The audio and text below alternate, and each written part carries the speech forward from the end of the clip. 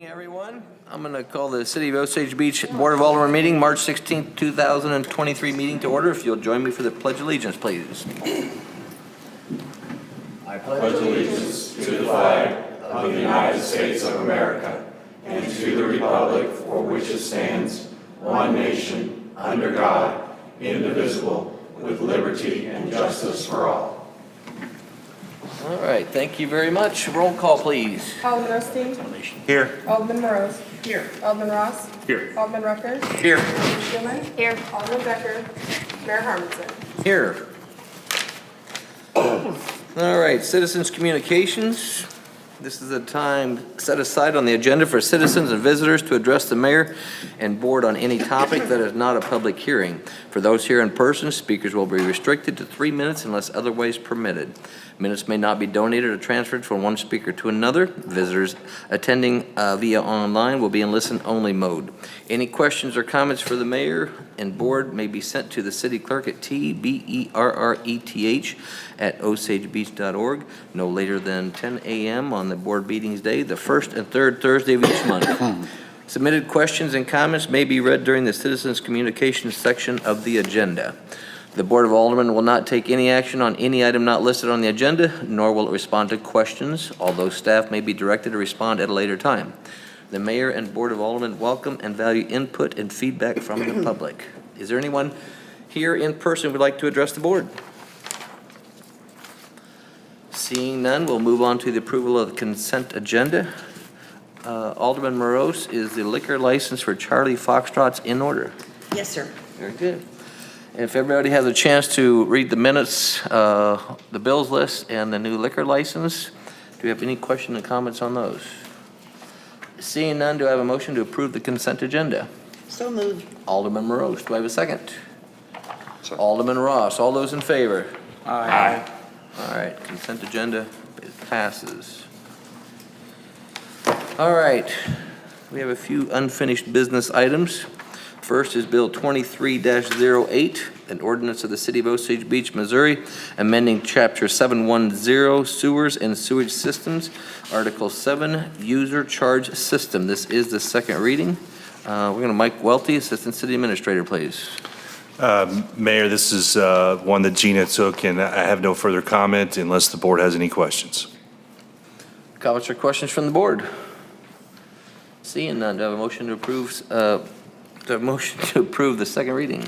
Motion to approve. Alderman Rucker, do I have a second? Second. Alderman Ross. Roll call, please. Alderman Schuman. Yes. Alderman Rucker. Yes. Alderman Ross. Yes. Alderman Morose. Yes. Alderman Osteen. Yes. Alderman Becker. All right, second reading passes. Next, we have Bill 23-09, an ordinance of the City of Osage Beach, Missouri, amending Chapter 705, Waterworks, Article 4, Rates and Charges. This is second reading. Mike Welty, please.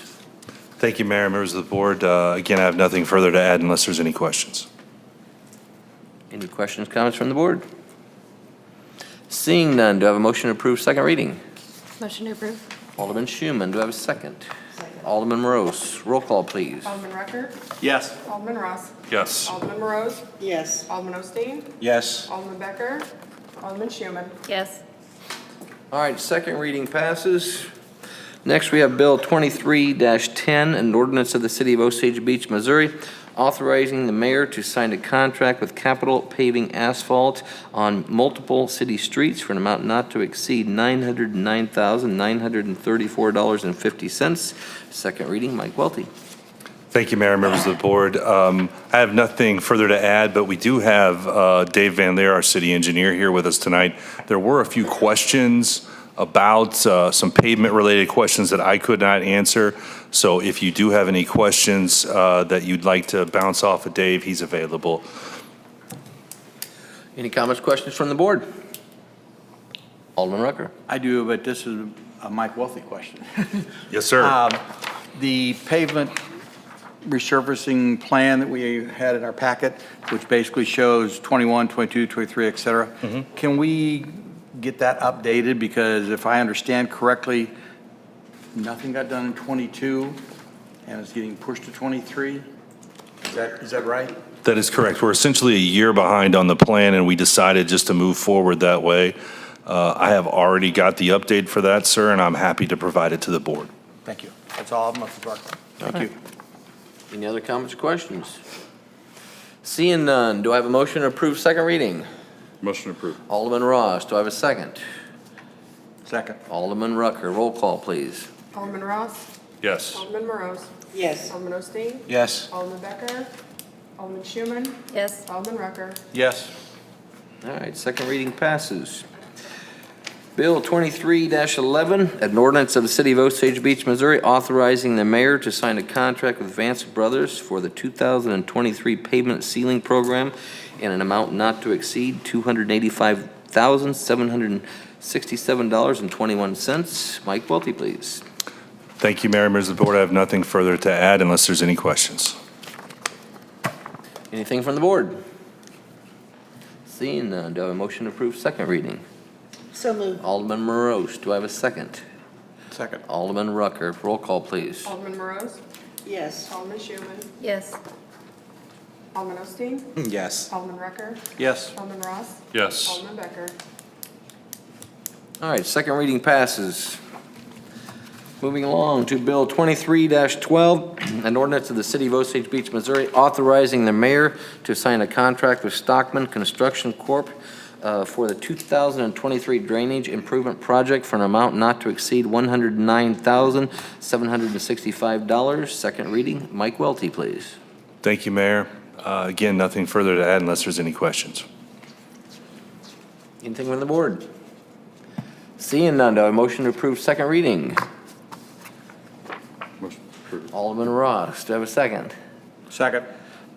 Alderman Rucker, roll call, please. Alderman Osteen. Yes. Alderman Schuman. Yes. Alderman Rucker. Yes. Alderman Ross. Yes. Alderman Morose. Yes. Alderman Becker. All right, second reading passes. It's kind of the Mike Welty night, by the way. Bill 23-13, an ordinance of the City of Osage Beach, Missouri, authorizing the mayor to sign a contract with engineering surveys and services for engineering, design, and construction services related to the Highway 42 sidewalk improvement project for an amount not to exceed $150,589. Second reading. Mike Welty, please. Thank you, Mayor.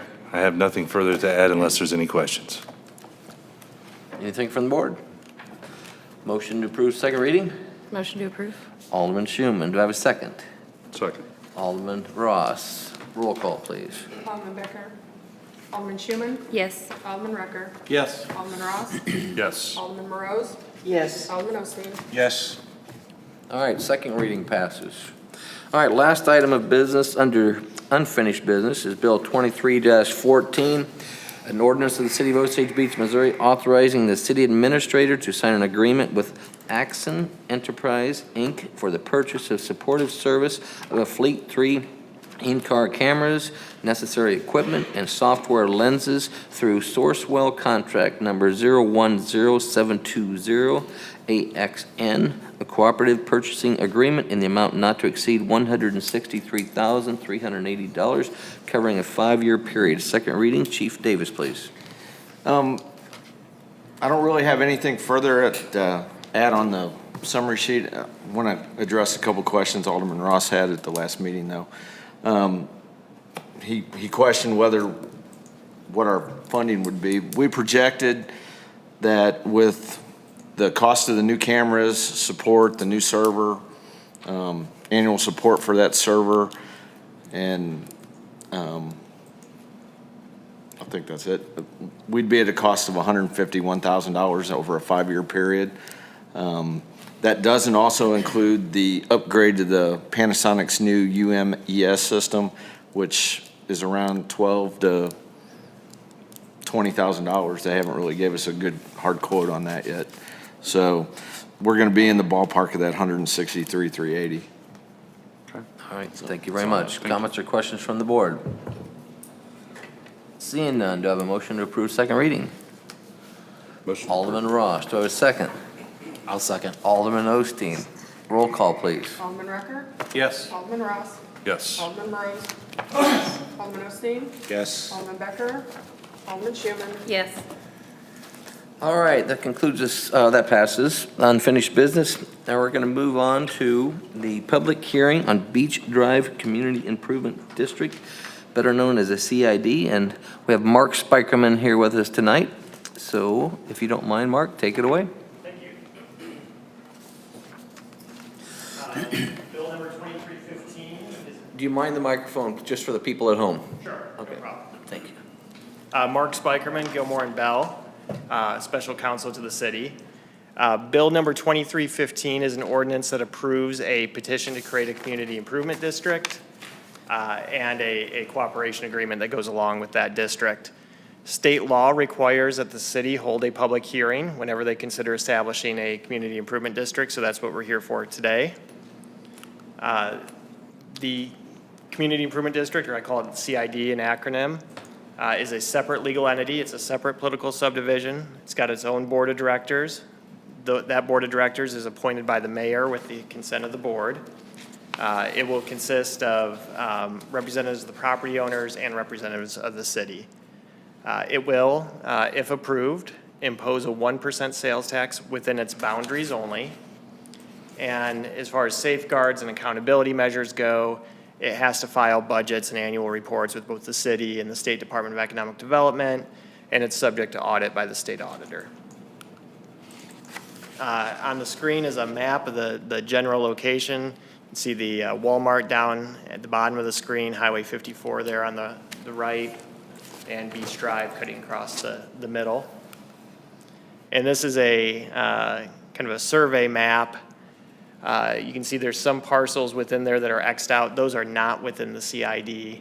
Those are owned by entities other than the property owners petitioning for the CID, so they've been left out. Bill number 2315, it is, as I mentioned, it establishes the CID. It appoints the initial board members. And it approves that cooperation agreement. And you'll note on the slide, there's a reference to a Beach Drive Transportation Development District. That's another entity. The approval process for that goes through the circuit court. A petition has been filed in the circuit court. It will have the same boundaries as the CID. And although it goes through the circuit court process, the court does order a public hearing, and a public hearing for that TDD would be here at your April 20th board meeting.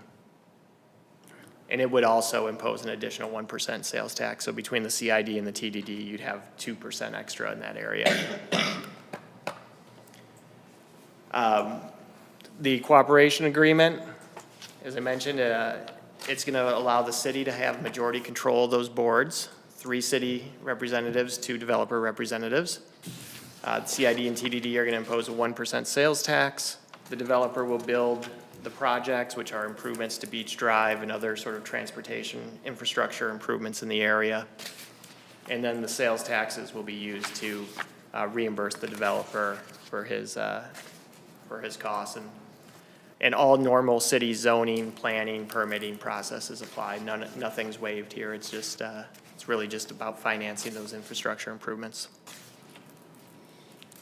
With that, I'm happy to answer any questions, or you can ask the public for input.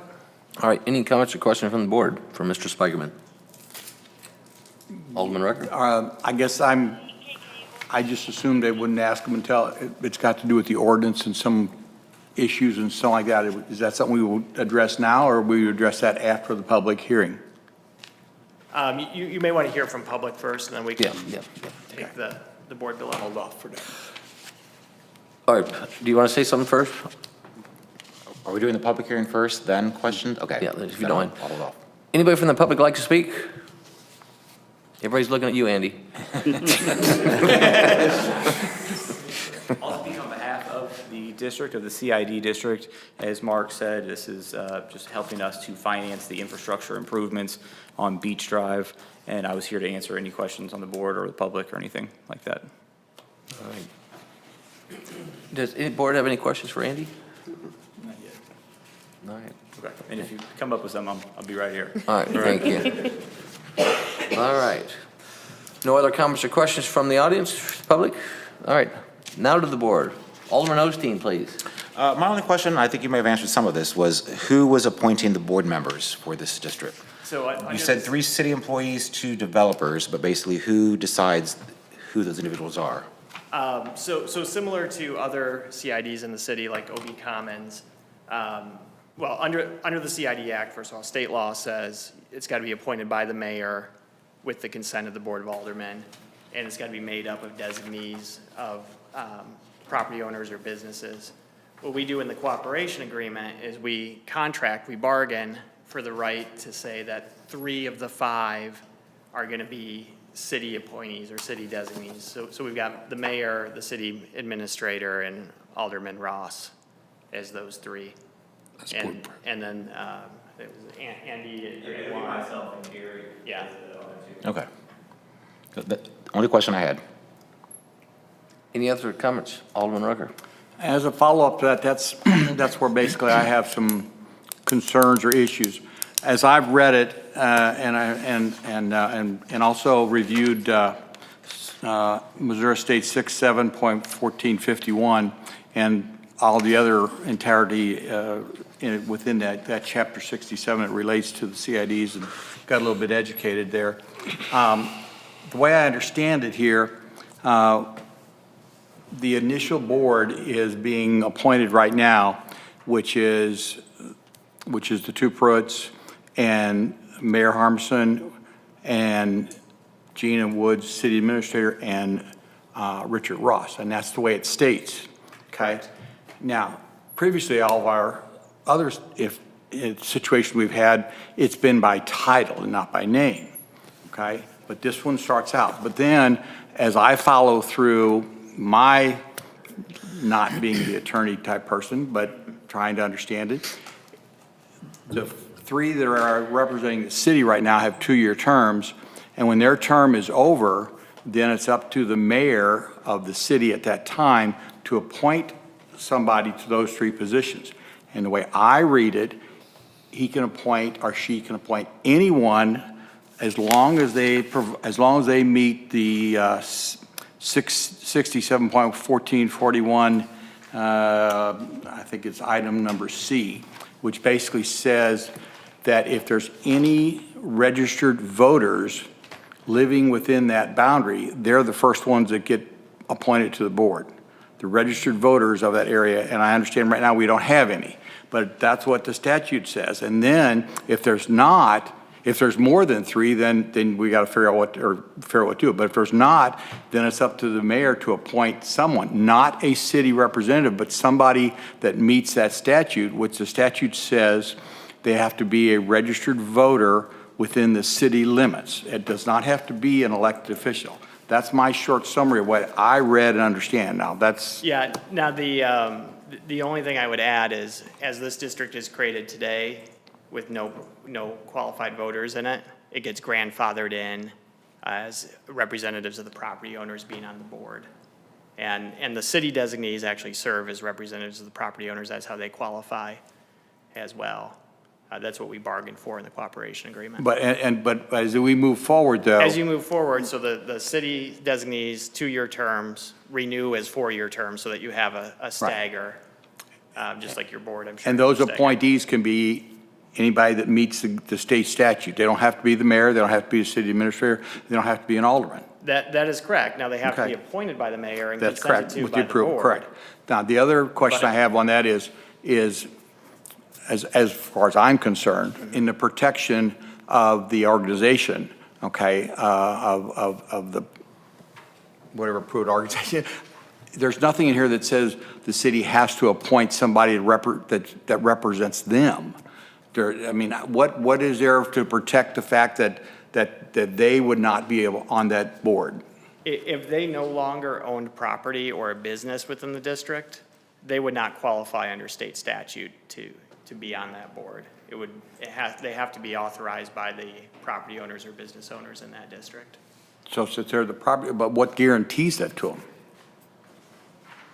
Well, There is none? Is that right, basically? Is that, right. okay. I mean, it's, if there were another property owner, and someone else that met that qualifications, it's possible. That's the way I understood it. I just want to make sure I'm okay with all that, but I just want to make sure Now, the that. safeguard is, no matter who controls that board, it's party to this cooperation agreement, which binds the board's activities, which is impose the sales tax, reimburse the developer for the cost of doing the roadway improvements. Then my last question is, it talks in the ordinance about the petition, refers back to the petition, okay? It doesn't say what petition. We had 2 petitions on this.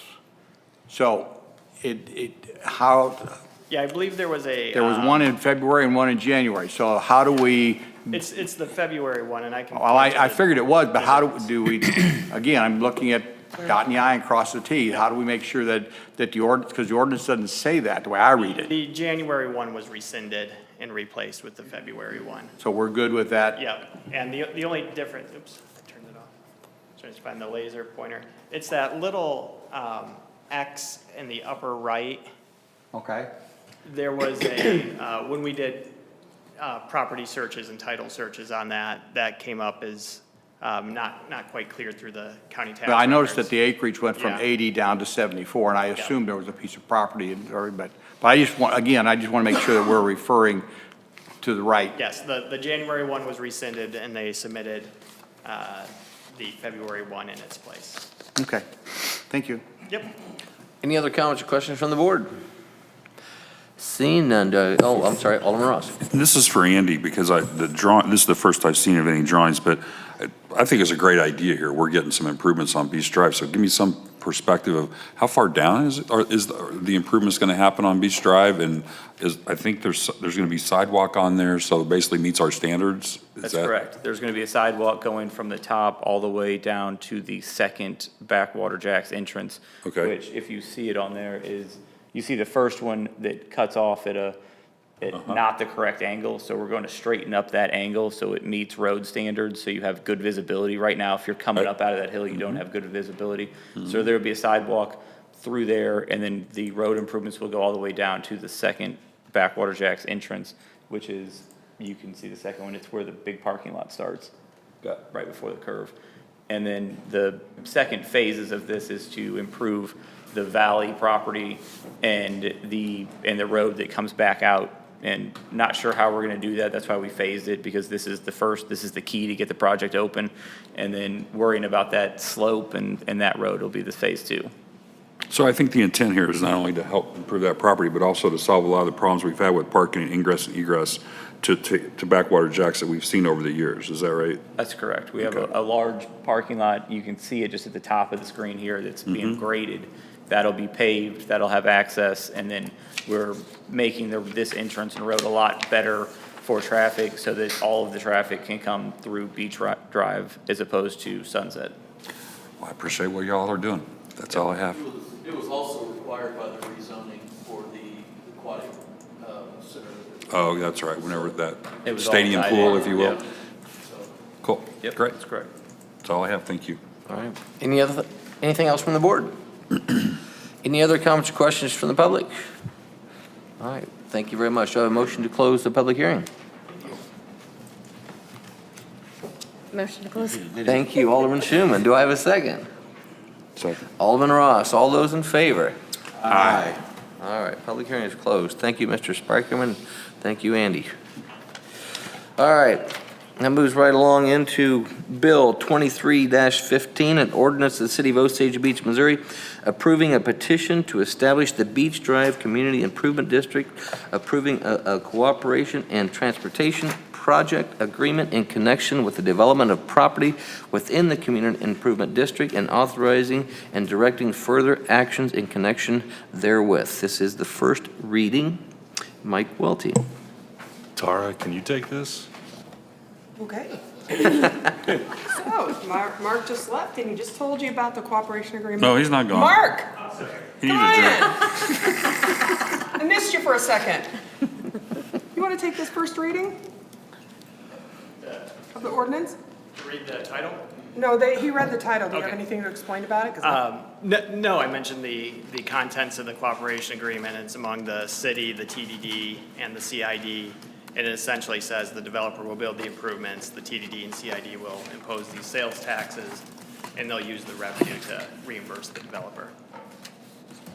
Very good. That's what he said. Nice job, Tara. Any Way to go. Thank Thanks, you. Mark. Thank you, Mark.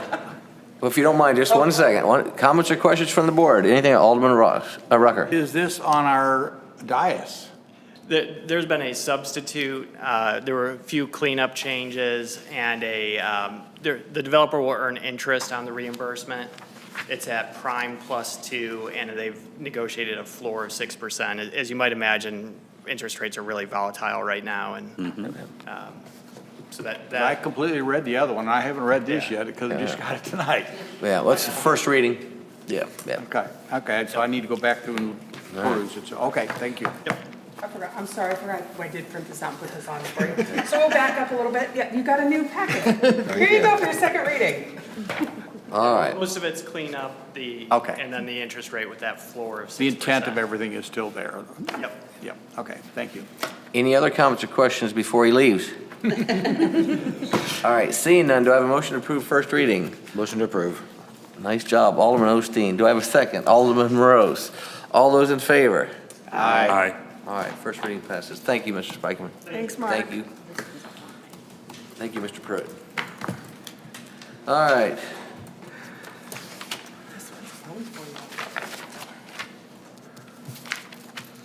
Next we have, all right, here we go. You ready? An ordinance of the City of Osage Beach, Missouri, amending Chapter 235, Sections 235.010 definitions, 235.020 rules and regulations, 235.030 violations, 235.040 inspections, 235.050 bonds, 235.060 liable insurance, 235.070 prohibited practices, 235.080 required, 235.090 applications, 235.100 issuance, 235.110 renewal, 235.130 residential containers, 235.140 commercial containers, 235.150 tree limbs, 235.160 yard waste, 235.170 location containers, 235.210 what will be collected items collected become property of collection agency, 235.220 placement for collections, 235.230 bulky rubbish, 235.240 entry onto private property. This is the first reading, and this has you down here, Tara. It does have me, but I'm going to pass this off to Alderman Rucker. All right. Well, obviously, I've been busy again, finding some ordinances that didn't make sense. I joke around people, I'm waiting to find the ordinance that says where you hook up to Stagecoach when you come to a meeting, but our ordinances aren't that old, thank goodness, but there is some laws in the state that have that stuff. But anyway, basically what I found here with this ordinance is that the original intent, I believe, of the ordinance, of course I wasn't here at the time, but it was probably the city obtained ordinances from someplace else, and this ordinance was put in place so that the city could run their own trash service. That's basically what the intent of the ordinance was, or hire a single company, or maybe two companies are in our situation, one for one side of town, one side of the other side, and this would be how it would be governed. There was a lot of things in there, and my initial thought was to remove it.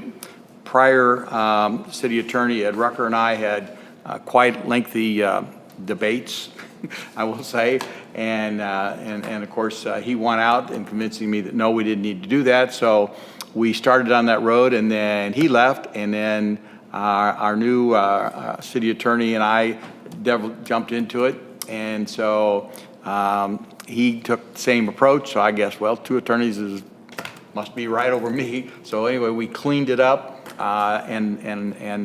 This is what is the results of that. I will tell you that on the dais tonight is a floor sample, or a floor substitute, excuse me, to Bill 2316, which is section 235.170. Basically, Alderman Ross suggested that we need to clean that up because within section 235.170 on the current bill that we have right now that's in place, it talks about basically that commercial and residential businesses can use city right-of-way to put stuff there. The first draft, we took and identified the fact that we needed to say that the commercial people need to get an okay.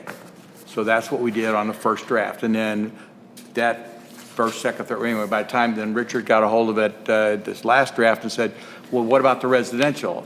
And we probably forgot to count, anyway, so we fixed that. So now it's commercial and residential. I was questioned tonight by our assistant city attorney, our assistant city administrator, excuse me, and our city clerk in reference to the language as it relates to that, as it says the city director.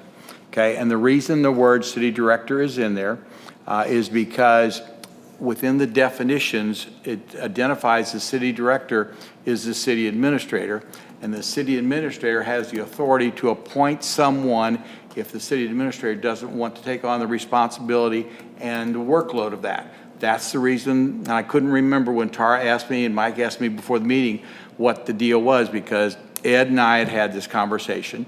Cole and I have not, because Ed convinced me that that's the way it should be, so I didn't bring it up to Cole. But that was the definitions from the legal counsel, that within this ordinance, it provides definitions for terminology used within the ordinance.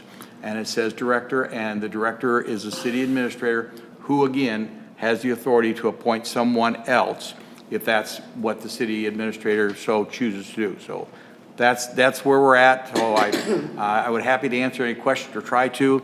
I believe the first order of business is going to be to approve this floor substitute, and then we go from there. But I see Tara's got a question or comment. I just have a question. Then can we get Tara, rid do you of have a question? city? Oh, I'm sorry. I'm sorry. Just kidding. I got to do my thing. You know, I breathe between here and there. My brain goes away. Can we get rid of city and just put director On the floor substitute? on the floor substitute? Just because we don't have a city yes, director. No, you are correct. We Does that make could, sense? because in the definition, we don't have a city director, we have a director. So let's just okay. So you want to get rid of city?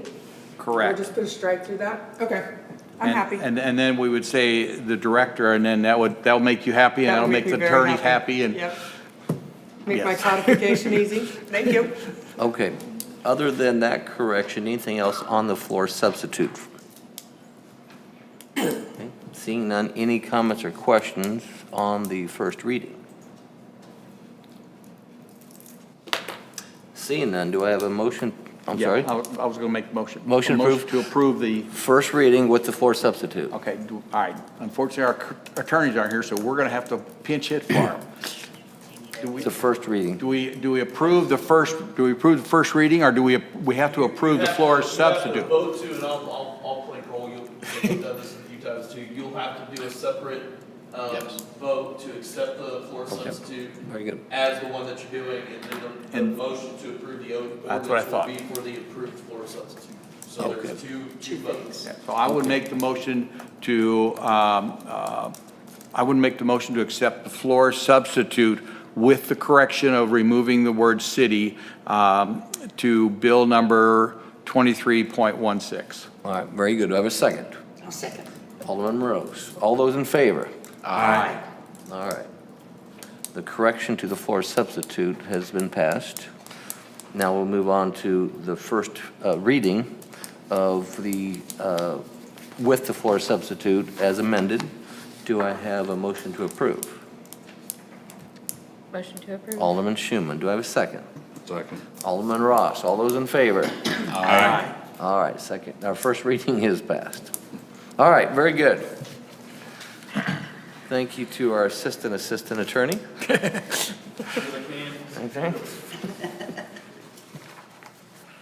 All right, I look forward to reading that all again in 3 weeks. All right, moving on to Bill 23-17, an ordinance of the City of Osage Beach, Missouri, authorizing the mayor to execute supplemental agreement number 8 to the professional service agreement with LOR Engineering LLC, doing business as Cochran Engineering, for the design and construction phase of the reconstruction of Osage Beach Road for an amount not to exceed $214,825. This is the first reading. Mike Welty, please. Thank you, Mayor and members of the board. Osage Beach Road is a road that we discussed during the budget workshops that the board wanted to move forward with on reconstruction. The plan as budgeted is to do the design work in '23. The design work is going to cost $122,757. The contract also includes $92,068, which will be covered during the construction phase of this contract, but that will not happen until 2024. So you are approving a contract totaling $214,825, but the only portion of that is budgeted in '23 is $122,757. I'm happy to answer any questions. I do recommend approval. Questions from the board? Alderman Rose. Including sidewalks, is that just one side of the road or is that both sides? I'm going to refer to Mr. Van Leer. What'd you say? One side of the road. Good, okay. Thank you. All right. Alderman Osteen? This just goes back to budgeting. Since we're approving the total amount, wouldn't that still be what we would be approving now as part of 2023 with a carryover to 2024?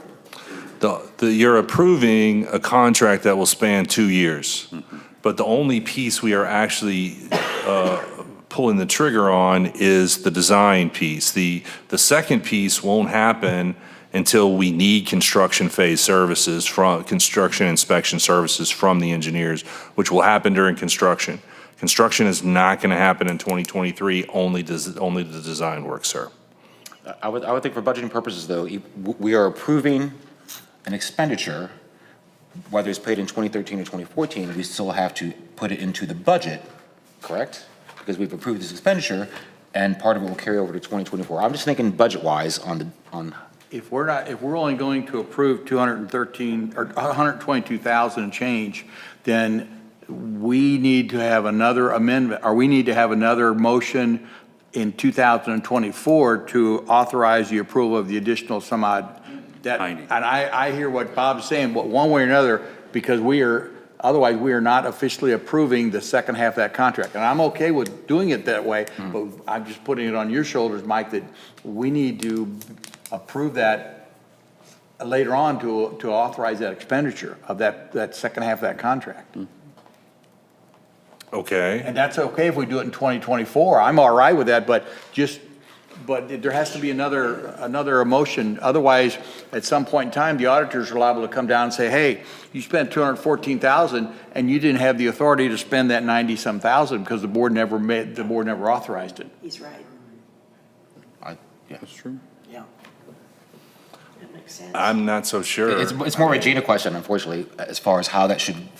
I mean, the contract that we are entering into is a contract for $214,000. We need to approve all that. Then that's what we have to approve. But the only expenditure that's actually going to happen in '23 is the design work. The other piece is not going to happen. This is the same thing that we did when you approved the industrial drive contract, where we did design work in 1 year, and then we did the inspection services, all approved in the contract the previous year, the second year. Now,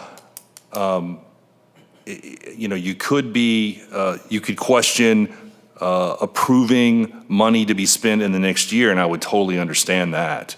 But I don't think there's anything wrong with approving the contract as a whole and then only spending a portion of it. It's a multi-year contract. If we just did that on Industrial Drive, then we did a bad thing, because if we approved $200,000 to be spent in 2021 and then another $100,000 to be spent in 2022 during construction or whatever, I mean, or we didn't approve it, then I'm concerned about that we don't have we are not given that approval. I think we approved the 214,000 with the stipulation that we're only going to spend 122,000 in 2023, and the remaining is going to be spent in 2024. If I may, sir, I mean, obviously in 2024, we're going to be coming to the board for the approval of the construction piece of this. And I'm happy to bring this back up at that time and just remind the board that we have a contract for the other 92 piece. Obviously, all of that will be approved, or the board will have the opportunity to approve that in the 2024 budget process. But the contract that you have before you today is for the work on both phases, both the design phase and the construction phase. Now, if you'd like to approve it contingent on me gathering some additional information prior to us going forward with the second reading at the first meeting in April, I'm fine with that, and then we can talk to Cole and we can get a little bit more clarity on this. But as far as I'm aware, this is the same way we did the industrial drive contract. Well, I think the board in general is in favor of it, but I think the proper procedure, and with what we did on industrial, I'm concerned that we did that wrong. Well, I think what it is it's the approval of the contract itself, but we're only paying the allocation of the money this year, and the allocation next year will be in the budget for next year.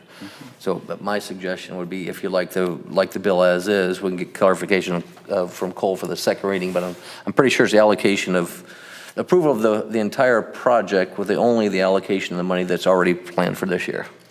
And one more comment that I will make, Cole did review this contract. He did approve it. I don't know, let me scroll down here and see if he put any comments in here. He says it's in correct form. That's the only thing he says there, but Cole did approve this. It seems off to me on budgeting purposes as far as line items, et cetera. Yes, Mr. Cochran. If I Mr. could- Cochran, Mr. Van Leer. I mean, we're all for it, like you said, we're all for this. We're just not sure how the numbers need to play on our I'm not side. sure if this provides the clarification you're after or not, but when we're doing budget workshops in October, the construction component of this contract would be included in that budget for approval, along with the estimated construction cost.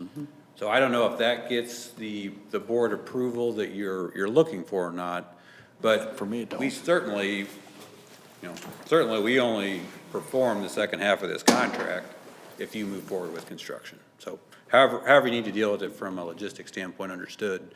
But this would come before the board in the coming year's budget workshop. Very good. Thank you very much. All right.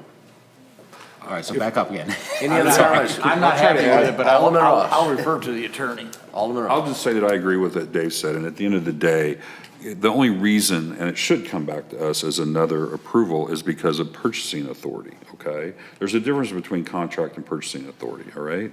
And so I do believe that the 90-some thousand dollars, when it comes down to deciding who the engineer is, assuming that we're gonna go out of house, which no reason to believe we wouldn't at this point, that 90-some thousand dollars, given the fact that that's the price at that time, nothing's changed, should come back before the board and be approved, because no one has the authority at the city or under a purchasing policy to approve that otherwise.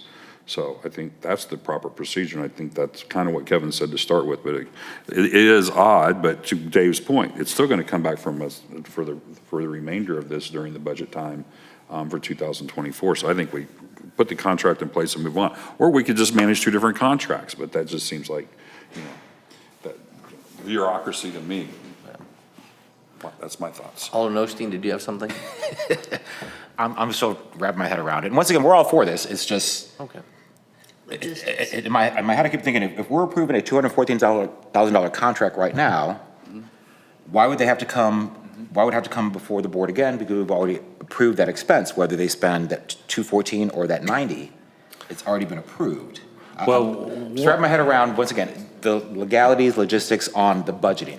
one of the things, and again, we can talk to Cole more when he gets back next week, but one of the things that Dave pointed out, which I think is something to remember, is there's language in the contract that says that the second part of this only kicks in if the board approves it during the budget process. So you're protected from that standpoint, whereas if the board decides that, they don't want to move forward with this project, so we spend $122,000, we do the design, and then the board says, you know what, we're going to put this off till 2025, or we've decided we're not going to do this, then the contract's null and void, and you don't have to spend that money on the construction phase services. But if the board approves that project, I think what you're saying, Alderman Osteen, is you want staff to come back before they start on that construction phase piece and get authority to spend that $92,000. And I don't quite know the answer to that. What I would recommend is that we approve this as is. This is only the first reading, and we corner Cole next week and get a good legal answer for you, and bring that back at the second reading. And if we need to make some changes at that time, we can certainly do so. Very good.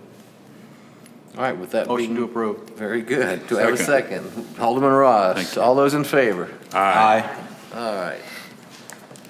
First reading passes. Moving on to Bill 23-18, an ordinance of the City of Osage Beach, Missouri, authorizing the mayor to sign a 3-year master service order agreement with AirSpring for internet service for an amount not to exceed $42,743.40 annually, plus applicable taxes and fees. This is the first reading.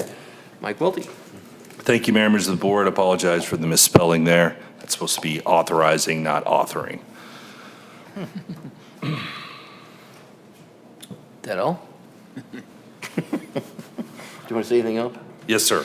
Sorry, I don't normally bring my laptop. I had to scroll down a little bit. I apologize. So the internet services RFP was advertised in late January, and the bids were opened in February. We did receive 3 bids for this work, and Michael and I agonized over this on whether or not we should stay with AT&T or move on to AirSpring through Strategicom. Ultimately, what we decided to do was go with AirSpring. The difference between AirSpring and AT&T over the life of the contract is probably somewhere around $500 or $600, AirSpring being a little less. One of the things we like about AirSpring is it's more local customer service. When we need AT&T, the customer service is not always easy to get around. When their internet works, it works, and there's no problem. When there is a problem, sometimes getting hold of AT&T can take a while. AirSpring has offices in just outside of St. Louis. When we call them, we know we are talking to somebody that is in Missouri and can move immediately and fix our problems. The cost of the internet is right in line with our budget. The only major change that we are doing here is combining internet through the use of redundancy. In other words, we have 2 internet connections that come into the building, right? We've got a primary and a secondary. Right now, that's 2 different vendors. That also ends up causing us problems, and sometimes it is just hard to deal with. Now, we're gonna have all of that, if this is approved, all under one vendor, all managing it, all the same, and it should make for a smoother customer service process when we do have problems. I am happy to answer any questions. Michael Bean was integral in this process, and he can also answer any questions as well. I do recommend approval. Very good. Thank you. Any comments or questions from the board? One quick comment. Alderman Ross. I appreciate all the detailed financial background. Although you had to read through it, it made a lot of sense, and I have no problem with what you guys are proposing. That's all I have. Thanks. Alderman Osteen. My only comment is, obviously, we have to defer to your recommendation because it's something we don't know much about. Always concerned using a new vendor that we don't have a lot of information on. I'm not sure how much you vetted this carrier or how much you know about them, or like I said, it's always a little bit of a red flag with somebody I've never heard of, we've never used. But of course, we have to defer to your decision, so. Absolutely, sir. We reached out to at least 5 or 6 of the vendors that are using this. These are cities where Gina and I talk to those city administrators all the time through the MCMA program that we're in. And everybody had nothing but good things to say about this company.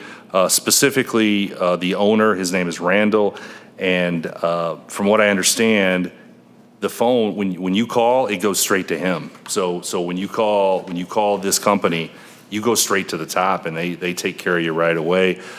We heard nothing but good things about this company because we're in the same boat you are.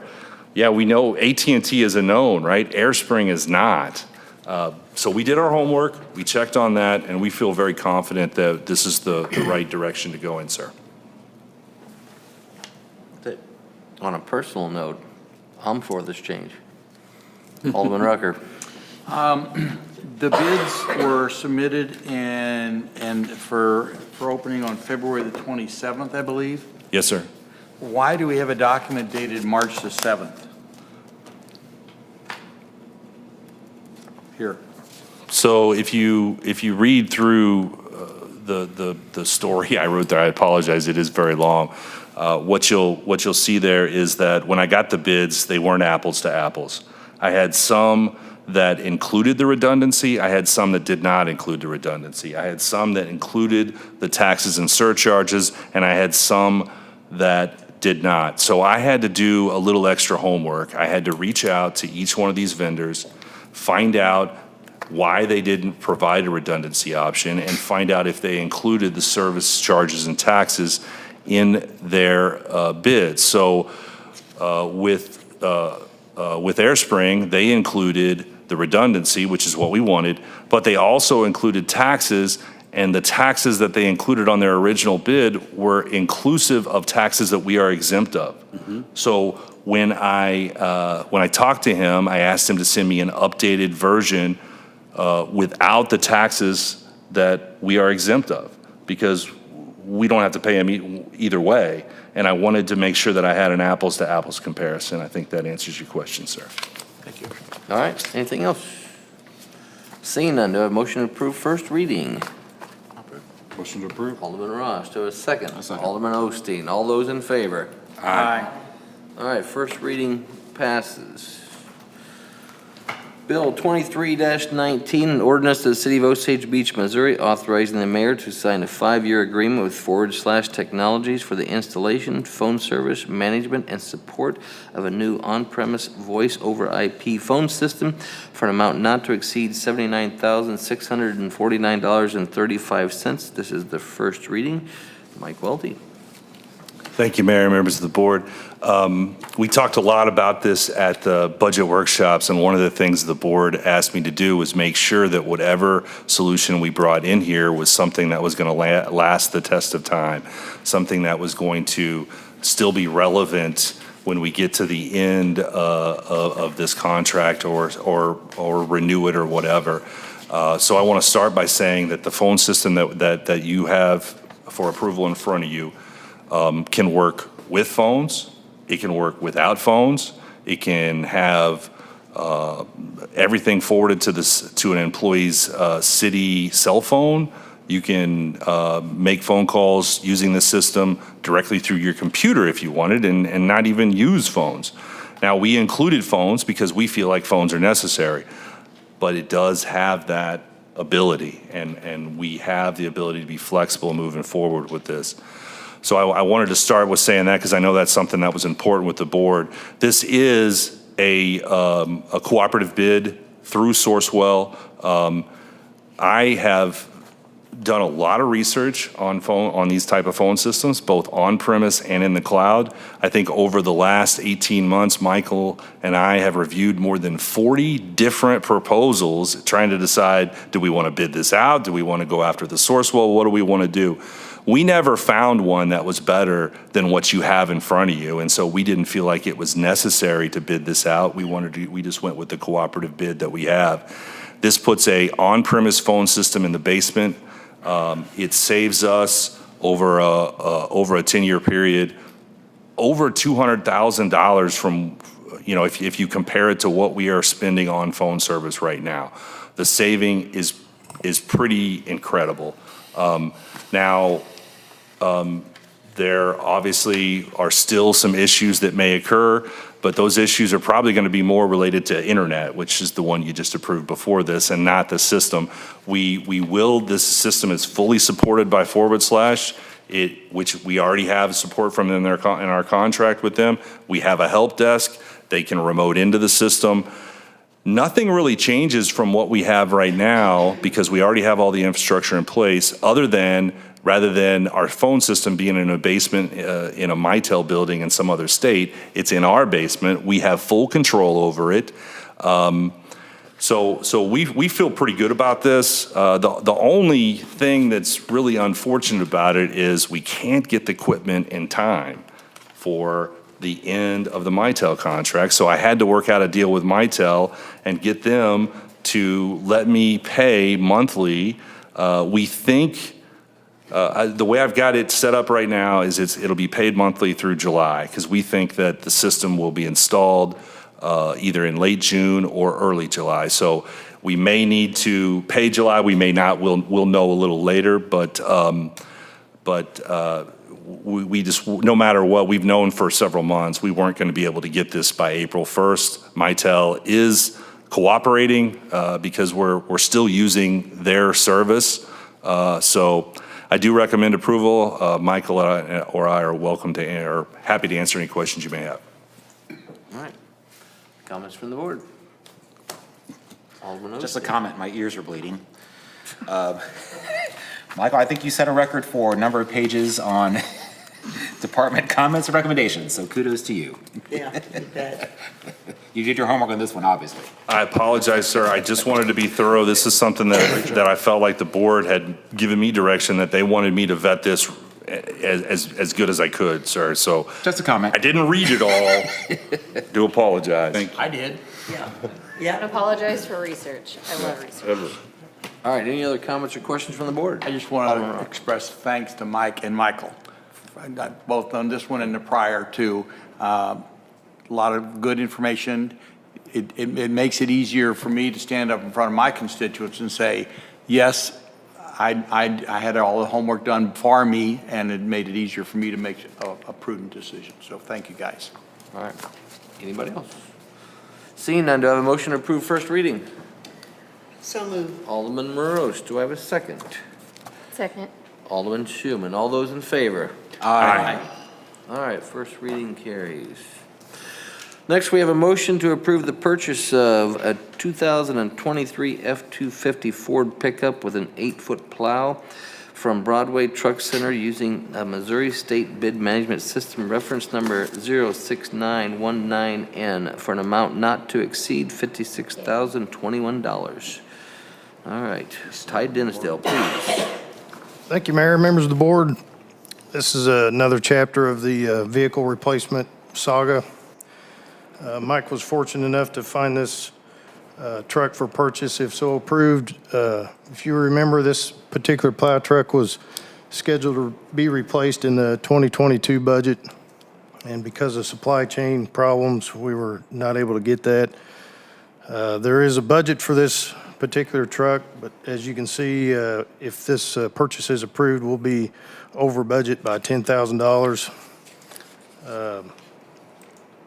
It's a little early in the year to find any savings in the department right now. Of course, we will have some money coming back from the sale of the old vehicle. As of now, we would recommend the additional funds come out of the unrestricted balance for the department at this time, and until further in the year, until we can find some savings. And the department recommends approval. Any Very questions? good. Thank you, Ty. Comments or questions from the board? Seeing none, do I have a motion? No, I got sorry, some. Alderman I was Ross. making sure. Yes. I got several. So I'm going to ask a few questions. How long has the four-wheel drive been broken? 3 years. How long is the front brakes not working? That'd be also 3 years. Okay. Michael, when we budgeted this, did we budget it with or without the plow? We budgeted it without the plow Okay. Why did we do it that way? because we still have a plow that works that we were going to transfer to the new vehicle. Okay. And is it still generally okay then? Or has something come up with that? No, it still works. It's still- Okay. So I'm going to be on my soapbox here, but back in 2017, we had a truck that had been left to rot, for lack of a better term, and we had to replace it. okay? And I thought at that time, we went through, and of course, it was a different board, and as we went through it, we got the message across that we should maintain our equipment.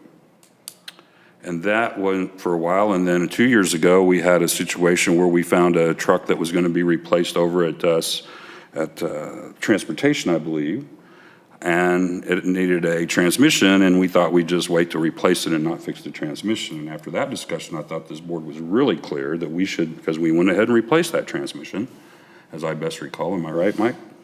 Yes, sir. Okay. And it appears, based on this conversation, that unless this board's changed their mind, based on the activities we've taken in the past, this approach to our equipment is unacceptable. And I'm not really sure what it takes to help people understand what our expectation is. And we need to have a workshop, or we need to have another meeting, or whatever we need to do is fine. But I find it appalling that you all bring equipment up here that has brakes that don't work for 3 years, four-wheel drive that doesn't work. I hear that we can't get parts. I happen to call someone who fixes trucks, fixes my truck, and ask. We have a 2005 F-250 or 350 is actually in this one, I believe. Have any reason why you can't fix the four-wheel drive? No. Have any reason why the brakes can't? He goes, well, I haven't seen it, but I can't imagine why the reason we can't fix it. Okay. He goes, his comment was, they made millions of them. I can't imagine not being able to get parts. I don't know who we're using, but they aren't very effective either. And given the fact that this is $10,000 over the budget, and the fact that we've seen revenues that are right now declining compared to last year, so we're not meeting our budgets at this point, we don't know where we're going to get the savings. I think we'd better off to wait until we can find vehicles that are in the program, because it's going to happen. The supply chain will clean up. It's getting closer as I talk to people, but it's not quite there yet. And I think we need to figure out how to fix our equipment and purchase it at the right time. So at this point, I do not approve replacing this truck. All right. Would you like to, Alderman Rucker? Well, first of all, we have a piece of equipment that we have out there that is not in the maintenance level that I would like to see it in. It's not in the safety level, doesn't have the brakes.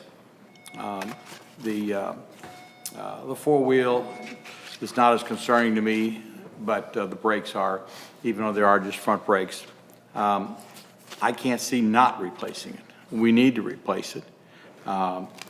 We went down this path before, and we did at that time, as Alderman Ross said, spent some money on a vehicle that we just turned around and a short time later got rid of. And at some point, you got to quit spending money on them. Now, there's been a mistake made here as far as I'm concerned in the fact that we didn't replace this truck a couple years ago.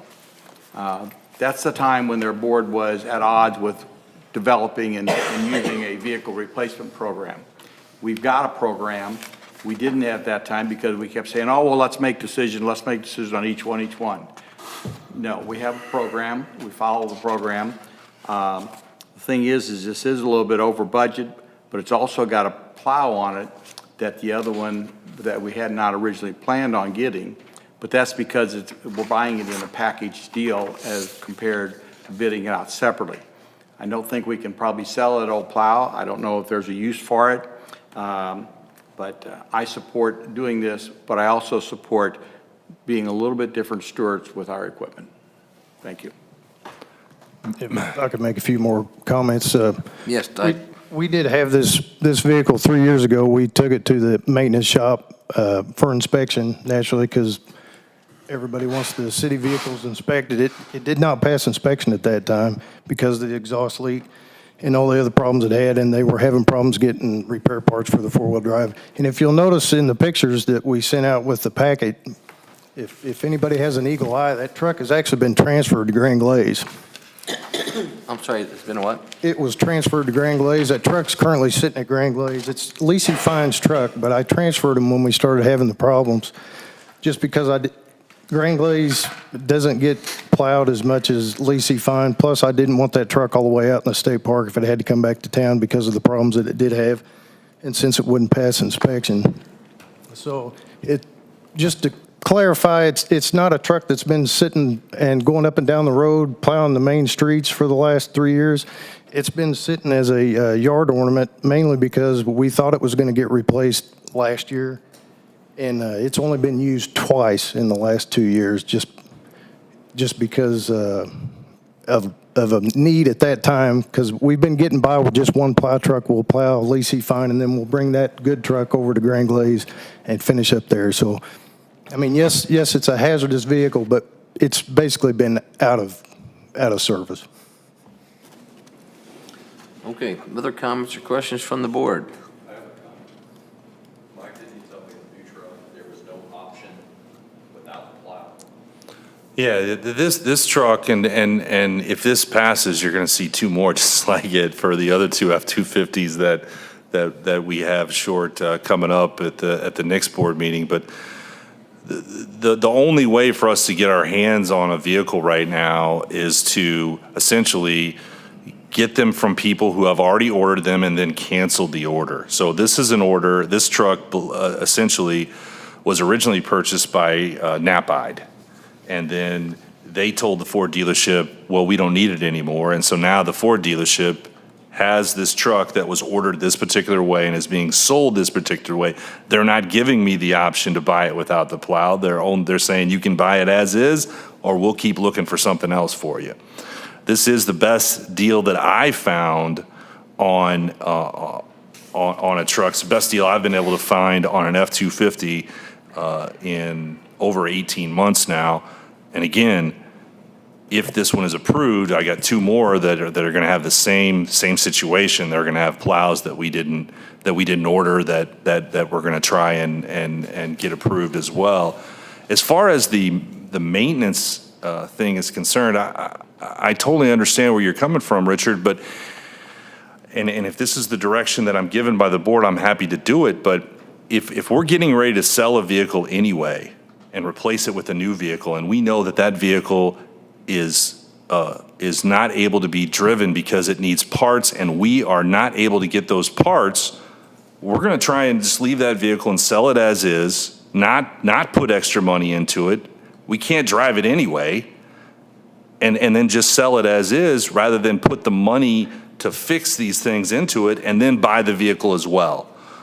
If that is not the way that the board wants me to operate, I am fine to direct Ty to go out there and fix the brakes and fix everything that we can get parts for, and then we'll just let it sit and we'll sell it that way. But the reason that we did it the way we did it is because we were trying to save money for the city. We were not going to drive the truck anyway. The truck has been sitting. So yes, it is a safety issue, and it's a safety issue we're aware of, and we're not using the truck. So just want to make that comment. Just to ask a couple questions. Oh, yes, Okay. Alderman Rose, yes, Well, Rose. I'm just curious. I mean, when not all of these 4 items went out at one time, obviously.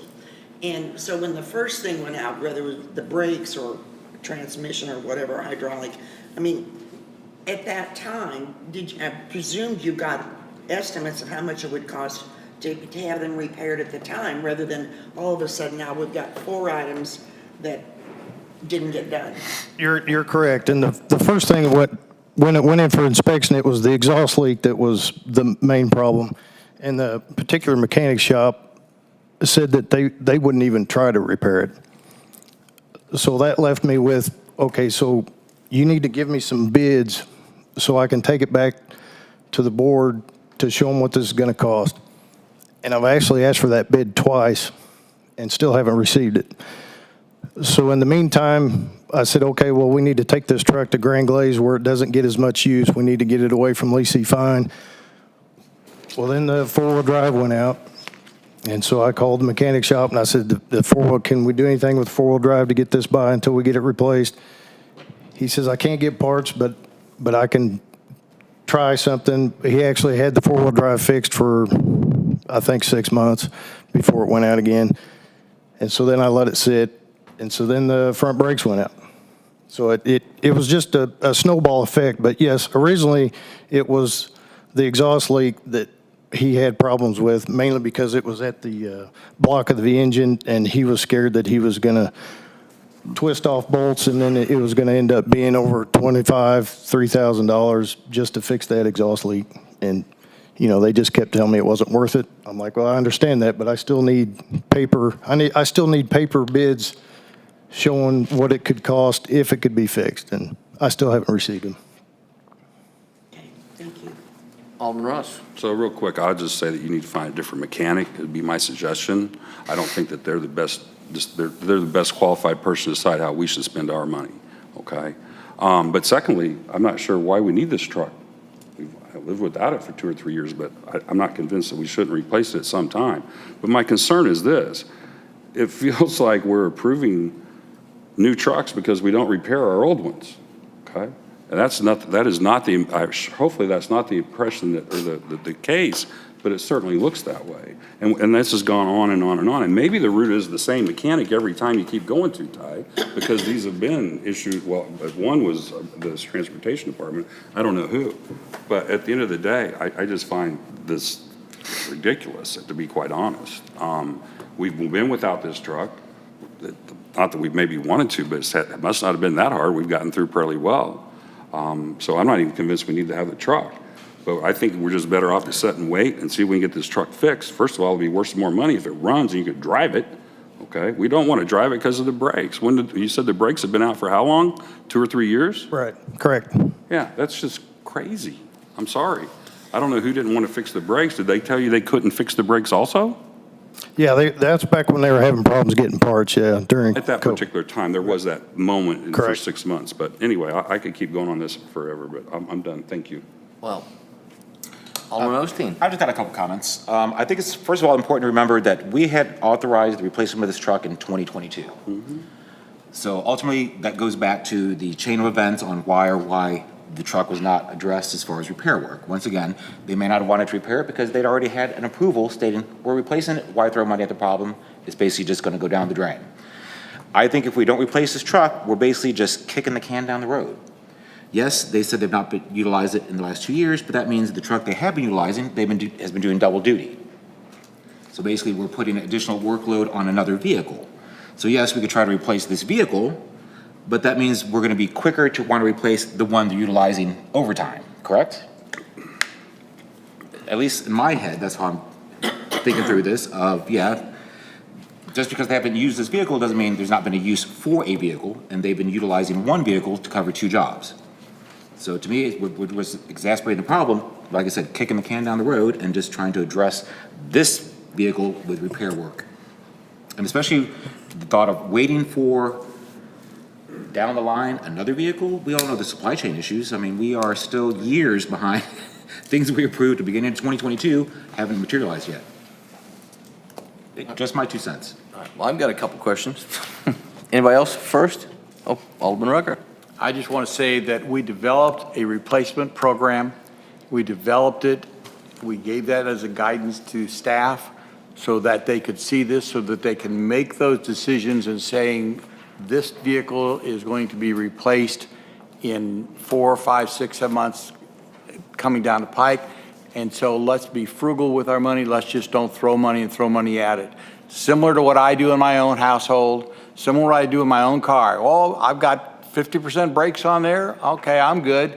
Well, I'm going to sell that car next year. Well, I've got 40%, 30%. Well, it's still good enough, but I'm not going to replace the brakes. Now, if it quits on me, then I'm either going to park it or I'm going to do something with it. But that's why we gave the guidance to try to not throw money at something that was dying. So I support us going forward. I support the program we're doing, and we need to stay afoot with that. Thank you. All right. Anybody else before I get in here? I just have a couple of questions, Ty, if you don't mind. How many miles are on this old truck? The odometer didn't work on that truck. I'm sorry? The odometer didn't work. It stopped at 79, I think, wasn't it, Mike? 79,000? Yeah. I thought it said 92. And then, I think we have it listed as 92,000. Oh, is it but 92? It may not work, and it may just be stuck on that, but that's what we have it listed as. and then, was it primarily used just at the airports? No, sir, this was a hand-me-down from the street department. It's a 2005 dump truck that was given to the airport department from the transportation department, I believe, in 2012 or 2013. Okay. Well, and where I'm going with that is because, and Alderman Ross and I had this discussion quite a while ago on our vehicles, and you've seen my mouse van out there. It's an '06 with 387, and I'm taking to Kansas City and back tomorrow. Now, I may be calling AAA on my way back, and the windshield doesn't work, right, Chief? But my point of that is all those miles on that vehicle would have been right here in the city of Osage Beach. It's obviously been sitting for a few years, so I think it was already authorized back in 2022, so it sounds like the support of the board is to get this. But moving forward, I've got to agree with Alderman Ross, is that you're looking at this $56,000 vehicle, that as soon as you drive it off the lot, it's worth $46,000. You could spend $5,000 on that 2005 and probably have it in working condition that stays right here in the city. So moving forward, just so that's, my opinion, that you're spending $56,000 that could do a lot of work for a vehicle that stays right here in the city. And again, it's hindsight because it's been sitting for 3 years, but so I'm not against this, but that's my opinion moving forward, is to take care of them and spend a little money on the back front, and that's just my opinion. So. I'd like to add one comment on what you just stated, Michael. Your minivan, we use it, for example, for many things. You've ridden in it. Yes. But you willingly get behind the wheel of that vehicle and drive that, knowing that obviously there's a risk factor involved that it's going to break down on you. We, as the board, basically, I feel conflicted stating that, you know what? We are going to dictate to our employees and for the city, get behind that faulty vehicle. Get behind that wheel, this vehicle that's got failing brakes or transmission issues, etc. To me, it's not just debating the dollar amounts and what we should or should not have done to it. At the end of the day, we're not the ones driving it. We're not the ones telling people, get behind the wheel of that vehicle. We don't think it's safe, but get behind the wheel anyway because we don't want to replace it. Yeah. Well, and I certainly want it safe. I'm just saying. Yeah, but I'm saying. I'm just giving you my opinion. That's not part of what has been brought up. We've got to think about that equation as well. Yes, there are issues, and we can be right department heads for it, and we can debate about the cost, et cetera, but at the end of the day, it's the frontline employees, line level employees, that are getting behind the wheel of that vehicle. Could I tag on to that? Sure. At the end of the day, I agree with you, Bob. But what I'm trying to understand is this judgment that we make over the last 2 or 3 years that we can just live without this truck. Probably we've been making trips back and forth between airports that we didn't have to make. We haven't been efficient. There's some reason that we had that truck, okay? I don't doubt that.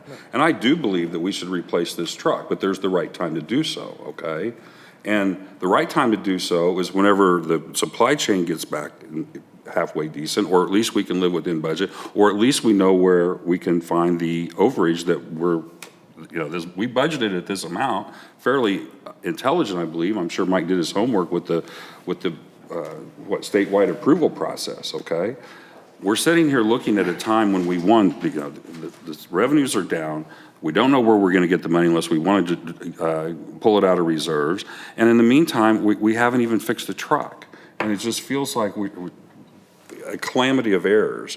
And why we wouldn't fix this truck with the exhaust leak, and then fix the four-wheel drive, and then fix the brakes, I still don't understand. And we've had these conversations, and I just don't think that the judgment's correct. We improved the purchasing policy amounts so that these kind of judgments could be made in the field. And to continue to make these types of judgments, I agree, Kevin, if it's half the brakes, you don't necessarily completely replace them. This says the brakes don't work. They said they don't want to drive the truck. Mike made that comment to me earlier today. The brakes don't work, okay? Why would we not fix the brakes? Four-wheel drive is a little marginal. The exhaust leak was the one I had the least concern about, but if that's why it doesn't pass inspection, then it needs to be the 3 years it sat around, okay, thinking that it was going to get replaced, and it didn't get done. And so I want to make sure everybody understands. We did approve a program, and I did approve and vote to approve that budget with that program. But there's the time and the amount, okay? I don't think that's the case. In the meantime, I don't think we're handling our vehicles correctly. And I'm done, I promise. All right. Anybody else? If not, is there a motion to approve the first reading? Alderman Rucker. Motion to approve. Is there a second? I'll second. Alderman Osteen. All those in favor? Aye. All those opposed? Nay. No. All right, let's do a roll call, please. Alderman Schuman. Yes. Alderman Rucker. Yes. Alderman Ross. No. Alderman Rose. No. Alderman Osteen? Sorry, Richard. Yes. Alderman Becker? It's 32. Doesn't it need 4? So it does not carry because we're missing one. No, no. No, it's 3-2, majority. Don't we need 4? No. I believe we need 4 with one alderman missing. That's only to, It's, this is a motion, sir. It's not an ordinance. So it's an ordinance, it doesn't need 4? Ordinance requires, or ordinance would require 4, Motion's but the majority, motion correct. only Fair enough. would be. Very good. All right, thanks for the education. Motion carries. All right, thank you very much.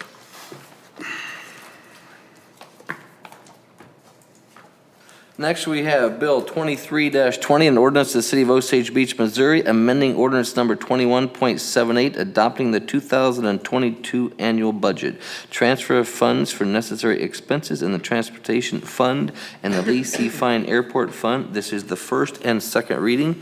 Mike, you want to take this? Yes, sir. So these are just some budget transfers that follow most of the items that I brought to the board, and transfer the funds that are necessary to meet the obligations that I put in my notes on these. 2 of them are related to the second readings that we had earlier for the asphalt overlay and the slurry seal, and then the other one is related to the truck that we just had our discussion about. I'm happy to answer any questions. I do recommend approval. All right, comments or questions from the board? Seeing none, do I have a motion to approve? Alderman Osteen, did you have something? Okay. Do I have a motion to approve? Motion to approve. Alderman, what's so funny down there? No, I'm just thinking through something. Alderman Rugg. Do I have a second? I'll second. Alderman Osteen, all those in favor? Aye. Aye. All right, first reading carries. Second reading, same bill, 23-20, an ordinance of the City of Osage Beach, Missouri, amending ordinance number 21.78, adopting the 2022 annual budget, transfer of funds for necessary expenses in the Transportation Fund and the Lee C. Fine Airport Fund. Second reading. Any other comments, questions, concerns? Seeing none, do I have a motion to approve second reading? So moved. Alderman Rose, do I have a second? Second. Alderman Schuman, roll call, please. Alderman Osteen? Yes. Alderman Becker? Alderman Schuman? Yes. Alderman Rucker? Yes. Alderman Ross? Yes. Alderman Morose? Yes. All right, second reading passes. Can we, just a comment?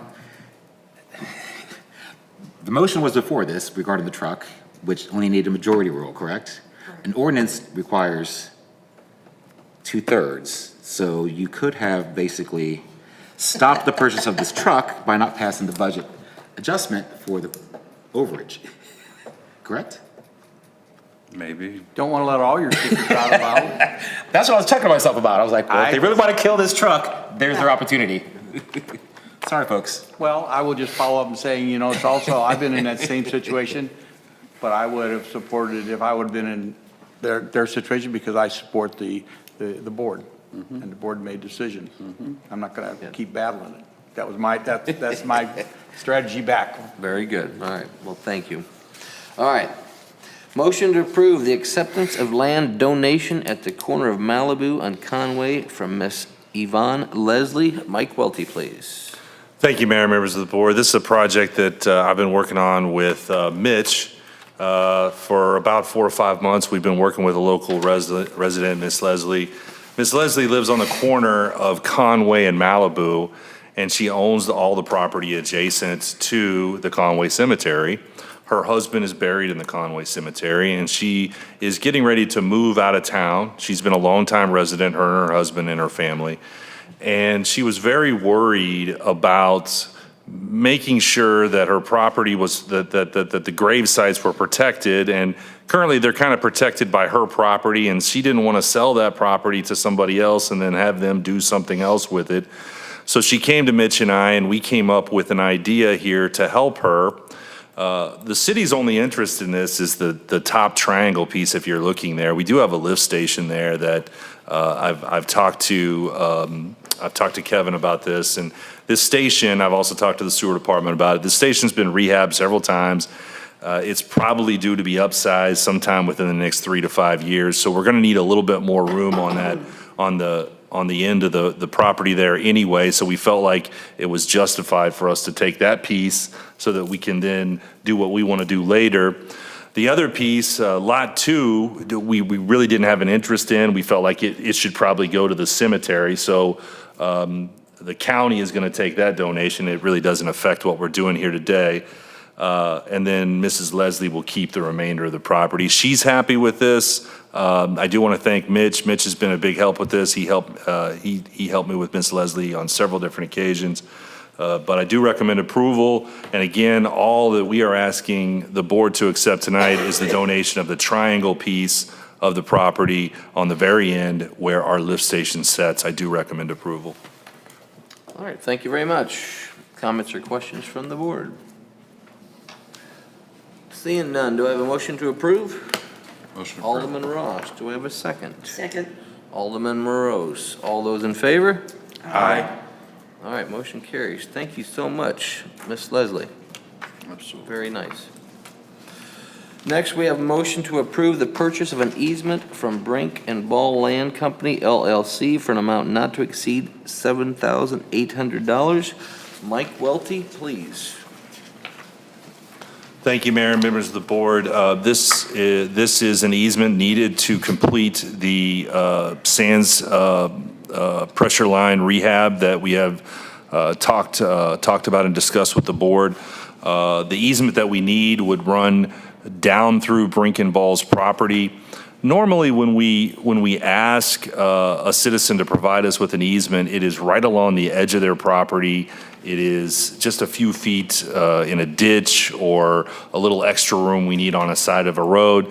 This is not really the case. In this case, we're going a fair amount into their property. And by doing so, we're going to make a small section of their property essentially unusable because we're going to have infrastructure buried in that section.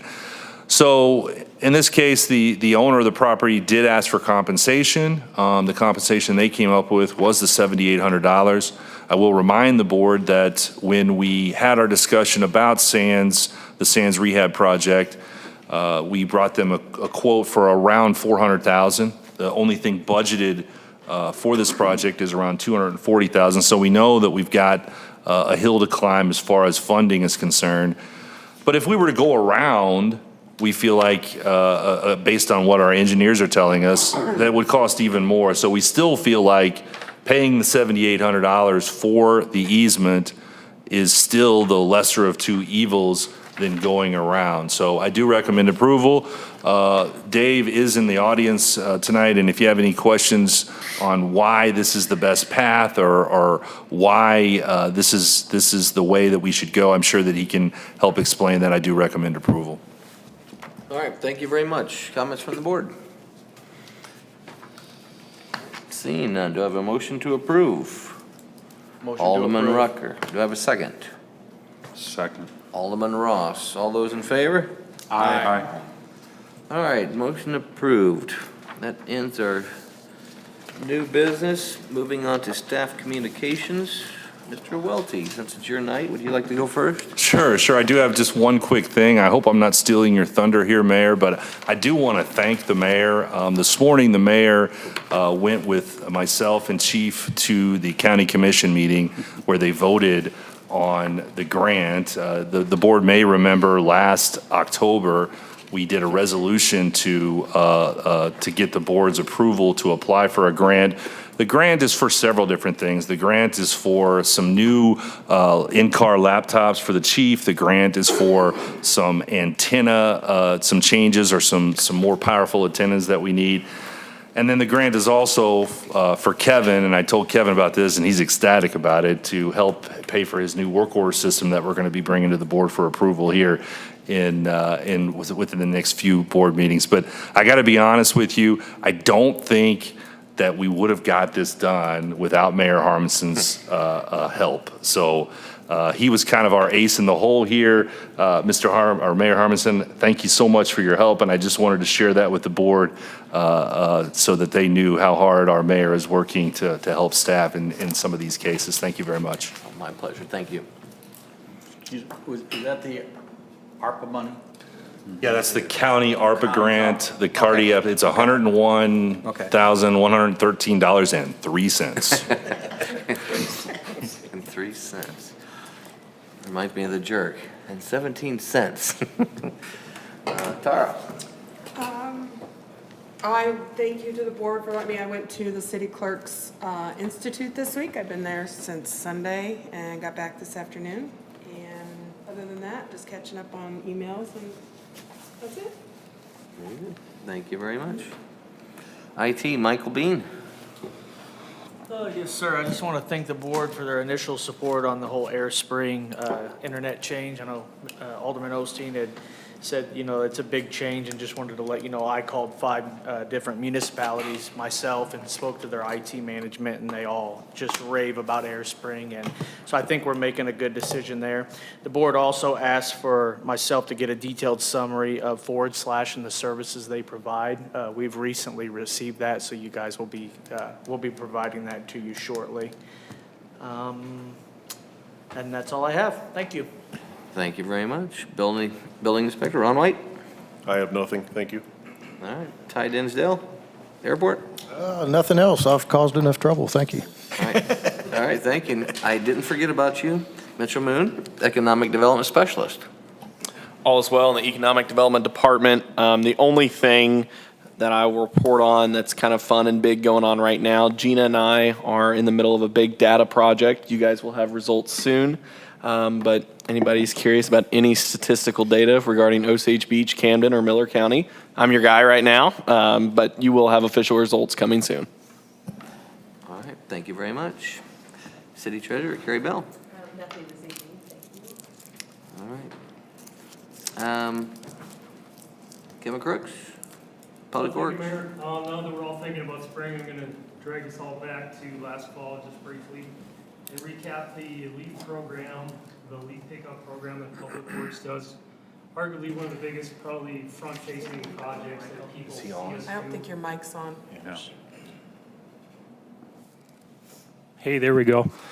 Let me restart. So the LEAF program costs, or actually the LEAF program that the Public Works does is a program which runs approximately 5 weeks from the week before Thanksgiving. It runs just a little bit after New Year's. That project, I had asked the transportation foreman to run through the detailed kind of analysis of that program every year. I knew it was pretty involved, but now I know how involved. This project requires 10 people per day to operate the 2 leaf vac trailers that we have. And then the required leaf blowers to move the leaves from the roadside and then to the vacuum intakes on those trailers. The details kind of break down like this. The fuel costs were $1,750, which I thought was surprisingly low given the diesel costs. It required 742 labor hours, totaling $29,974. Now, many of those hours were actually from the inmates from Tipton. And so if we didn't have that labor, it'd be exponentially higher than the almost $30,000 required per year. Parts, one of the trailers was down for part of the project, and those repairs were $3,500. So the total cost for 2022 LEAF program was $35,224.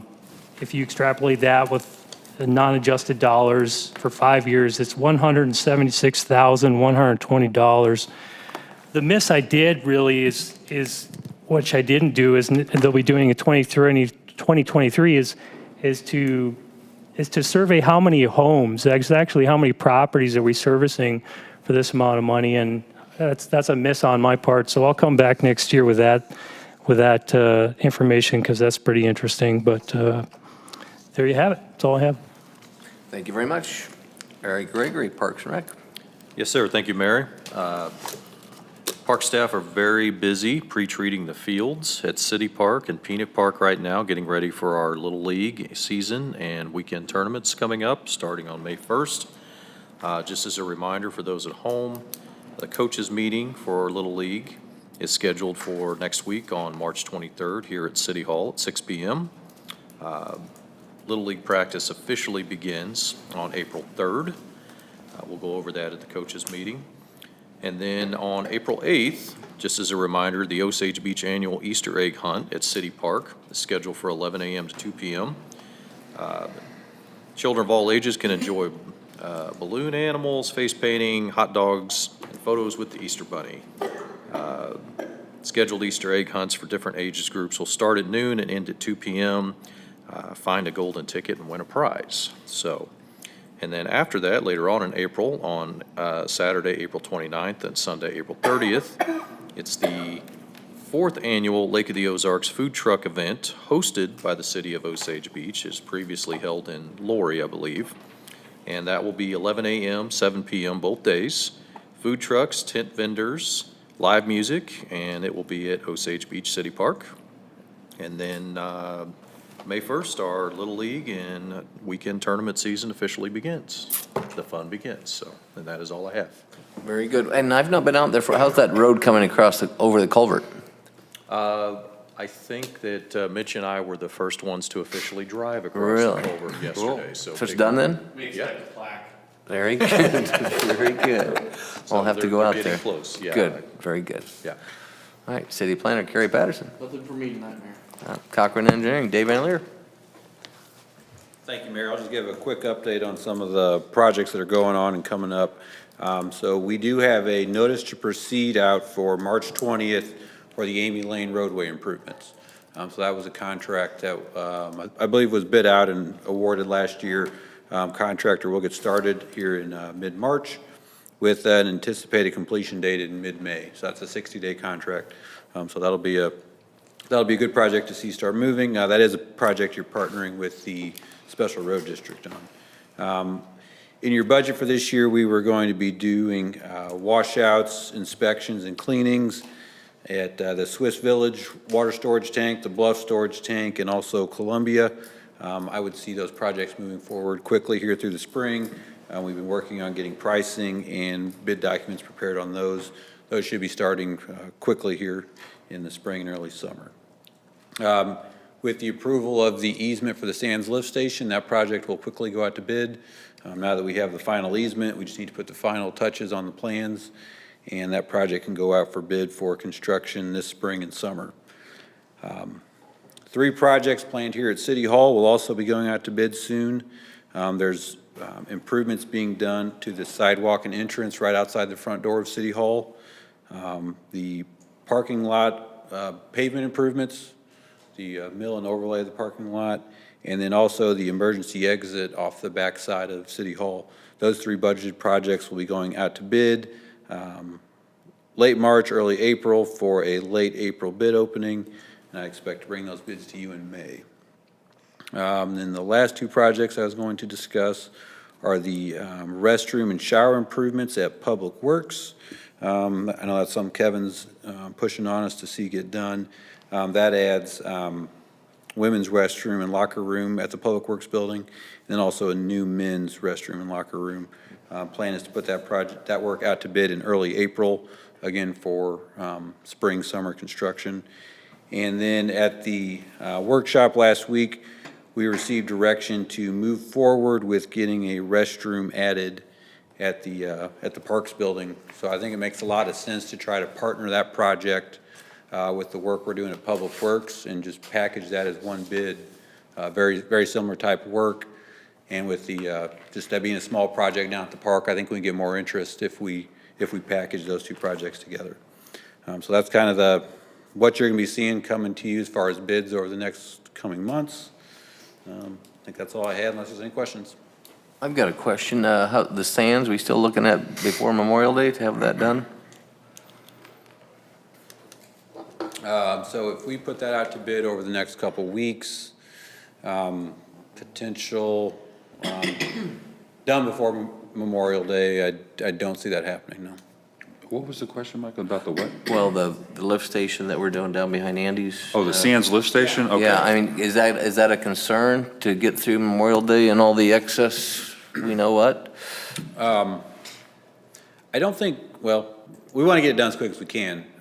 That's what we have there is a temporary setup. It needs to get repaired as quickly as possible with a final installation. you know, I assume the concerns are primarily around odor, or at least partially around odor. I think the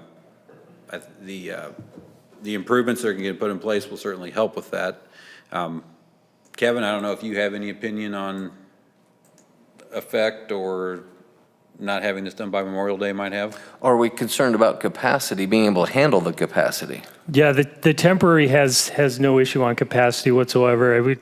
I totally agree with you. It'd probably be better to be done before that start of season, but I just don't think because of the easement and everything else we've had to deal with that we could reasonably get that done, and this is not something we're going to want to hurry. So I don't see us being done. It'll probably be done in season, and I don't think we have to make any special adjustments for that.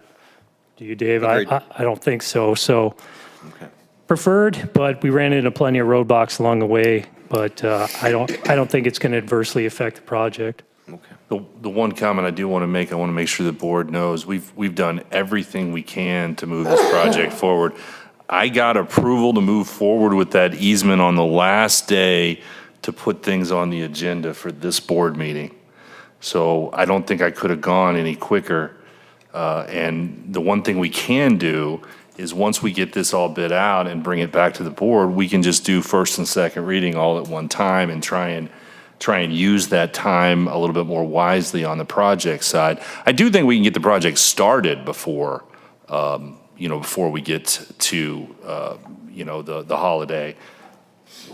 But I imagine Dave's probably right. I don't think it'll be finished. Clarity on this. The bid, it's not been out to bid yet, right? Correct. But the design's been done for a while. The design is 90% complete. So anytime we're waiting to get easements finalized, we typically don't take plans to completion just for the, it would be a waste of city funds if we were to complete a design, city wasn't able to get the easement, and then we had to redesign. So we take it to a point that we think is reasonable. The design is 90% complete done at this point. Within a couple of weeks, we can have it out on the street. I'm just trying to understand why we couldn't have, at the end of the day, the design's been done for a couple months, and I realize you might not get the easement, all right? But it doesn't cost anything to bid either. So I'm not convinced that maybe with the smell that we've had and all the problems that we've had here, we might have thought about a little bit outside the box. It is what it is at this point. Fair enough. Well, I was going to say that too. It is what it is, but, and as we all know, we hear about it. Oh, and so I smell it. And yeah, I do too. I go down Passover all the time, but with the memorial crowd coming in, it's part of our job to let people know that it was a major breach, and they are doing the best they can, and it is temporary, but everybody stands in line in Andy's and calls the city or talks to us. Yeah. We want to let them know, and so, and I know you are, but anything we can do to minimize the odor, and if you need special meeting, whatever, to pass something, we'd love to have it done before Memorial if we could, so, but it is what it is. Understood. Thank you all. One last question. Do you have any idea when you will have the documents ready and go out to bid for Osage Beach Road? So Osage Beach Road is the project we were talking about tonight, which is scheduled for construction in 2024. So I would anticipate, I think ideally we would be bidding November, December, January timeframe. Okay. November, December sounds great to me. I'd like to have it, I don't know that you'll ever get it done before Memorial Day, but a good portion of it done before Memorial Day would be nice. It seems like we wait, and sometimes with good reason, but there's times that we wait to bid, even though we're going out, that we're going to be doing things anyway. And we want to get all of our ducks in a row. And then what happens is we end up with projects that are inopportune times of the year. And just as long as we're trying to be strategic towards that, that's all I'm asking. I appreciate it. Thank you. Thank you, Dave. Chief Davis. Just want to give Carrie Bell kudos. We got notified today, or actually yesterday, that our reimbursement from the Ground Emergency Medical Transportation, we're going to get back after we pay our fee, about $17,079. So she did a great job on that. Nice job. Good job. Very good. Good job. That's it. All right. Alderman Rucker. I just want to say that what Kevin Crooks brought up about the leaves, I'm not sure if he was going to say we're spending too much or spending not enough or where he's going with it, but I just want to, I don't really care where he's going with that. I just want to tell you that it's valuable. It is extremely valuable to residents to have that problem taken care of. And it's extremely valuable to the city that can get those leaves out of my yard, or not out of my yard, but out of my, the shoulder of my yard before they get into the city's sewer system or the city's drainage system, or get into our lake and get lots of things, because as I learned many, many years ago, it's not good to have leaves in the lake. So it's nice to know what it costs us and what is spent there, but it's valuable. It's a very valuable tool that our city offers to our citizens. So that's all I have. Very good. Alderman Schuman. I have nothing. Alderman Osteen. I have a few this evening. First of all, I would like to commend our police department. I know they had a very busy day on Friday. I know that because I received a call from a good friend of mine Friday afternoon about a drug raid that was occurring down Passover, followed by calls from my parents later in the afternoon about a raid that occurred in Dogwood Estates. So apparently there were back-to-back raids going on around the city on Friday. It was busy Friday. Whoa. Yes. My next item, communication. How do I start on this one? We as the board have very little insight or involvement in the day-to-day operations of all the departments within the city, as it should be, because our job is not to micromanage our departments.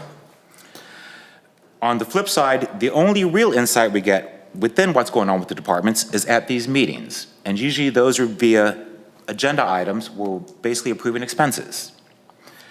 I feel like there's a huge missed opportunities in our staff communications as part of these meetings to give us some details or insight about what's going on with your departments. It could be recognizing an employee who went above and beyond their work responsibilities or call of duty to resolve a problem. It could be an employee that received some additional training or licensing. It could be just a glimpse about what's going on in the last 2 weeks within your department. Even if you have no employees within your department, it still could be a glimpse into what you dealt with for the last 2 weeks.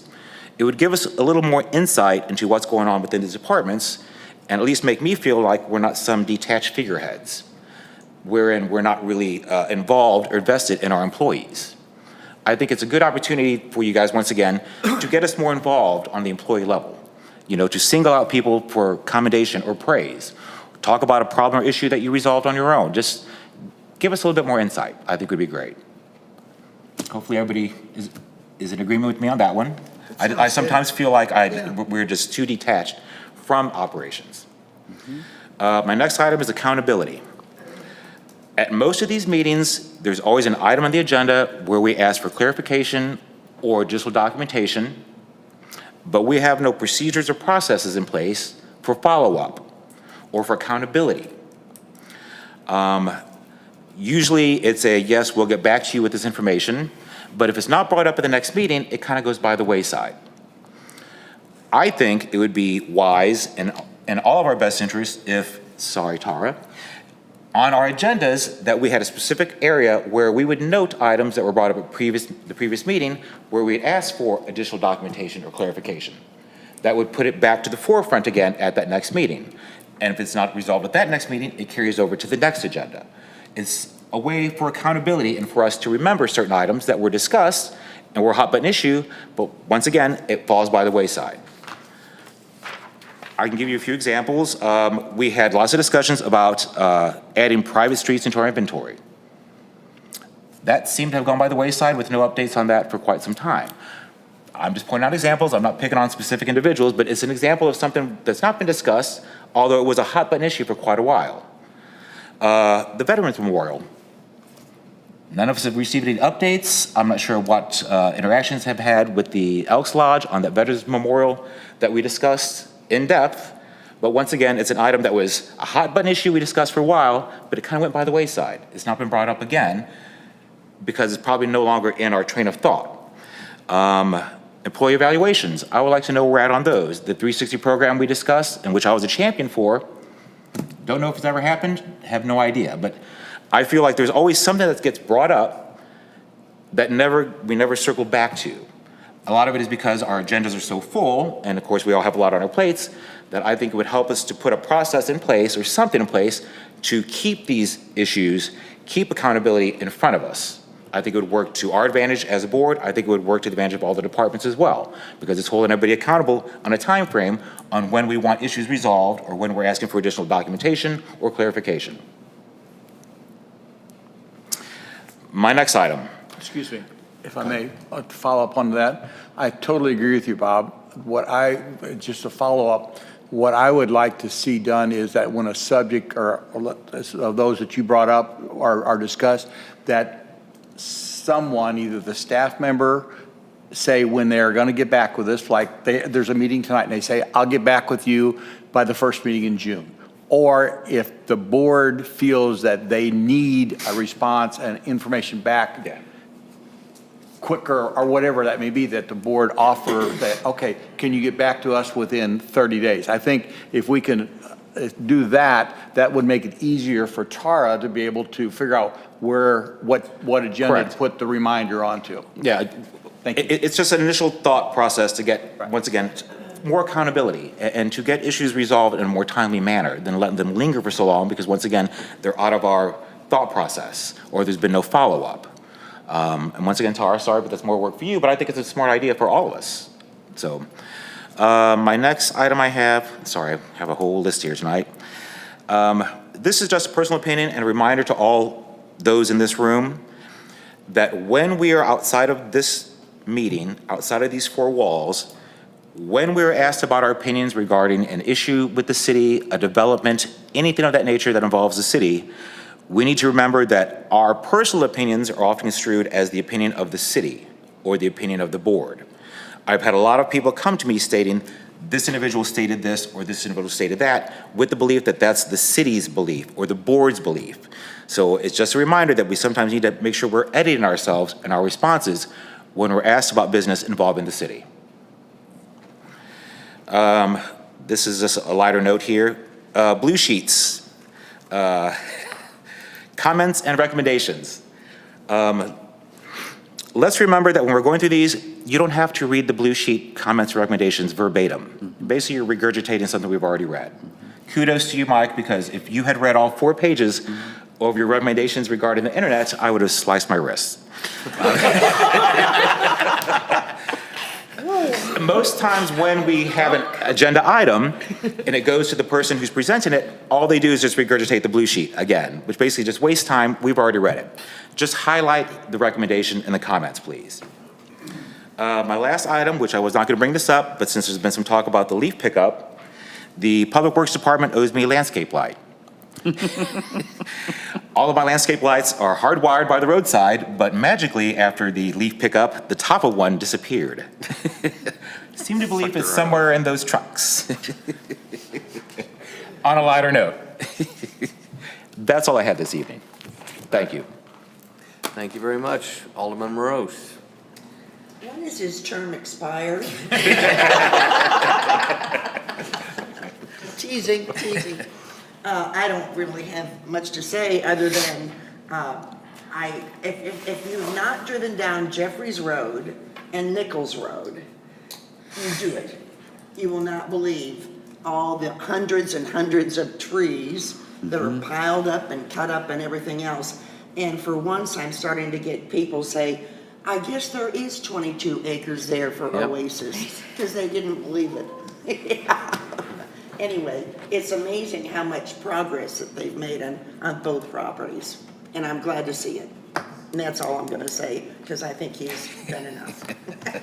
Thank you. Alderman Ross. I try to be quick, but a couple, 3 things. One, kudos to Michael Ray and anyone else who helped, but great employee appreciation event.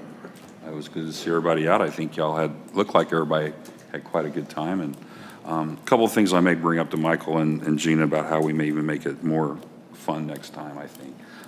But anyway, it was a great night. Kevin, kudos to you for all the work on the ordinances. I hope you're getting plenty of help because I'm not even sure you should be leading that, but I'll leave it that way. Back to what Bob said about accountability and stuff, I'll bring up too. Kevin and I have talked about this one, but the engineering analysis, we've been waiting for, I don't know, a year probably for that. I know I have been, I brought it up. The TIF policy is another one. And I don't know how we, find a way, and I appreciate your suggestion because it's at least something different, but there has got to be a way that we can get a little more timely about these things because I think other things are getting ahead of these, and some of these are some of the most important things we want to work on, and they just get pushed by the wayside. I don't know what happens. On a lighter note, though, if you're a basketball fan, Tigers won today.